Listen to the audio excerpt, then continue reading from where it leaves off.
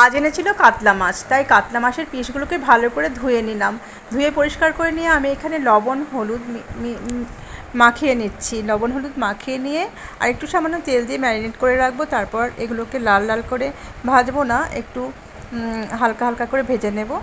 আর একটু টক দই ভালো করে ফেটিয়ে রাখবো। তারপর এই কাতলা মাছগুলোকে ধুয়ে নেওয়ার পর ভেজে নেওয়ার পর আমি দিয়ে দেবো এখানে পাঁচফোড়ন লঙ্কা, তারপরে মশলাটা দিয়ে দেবো। তারপর লবণ হলুদ পরিমাণ মতো দিয়ে দেবো। তারপর দিয়ে দেবো আমি একটু জল দিয়ে একটু ফুটে গেলে আমি কিন্তু মাছগুলো ছেড়ে দেবো। আর তারপর টক দইটা দিয়ে দেবো আর পরিমাণ মতো একটু মিষ্টি দিয়ে দেবো। তারপর মাছগুলো দিয়ে নামিয়ে নিয়ে হয়ে যাবে দই কাতলা। তো তারপর এবার আমি খেতে দিয়ে দেবো বেগুন ভাজা, ভেন্ডি ভাজা আর ওল সিদ্ধ আর দই কাতলা। এটাই ছিল আজকে দুপুরের লাঞ্চ।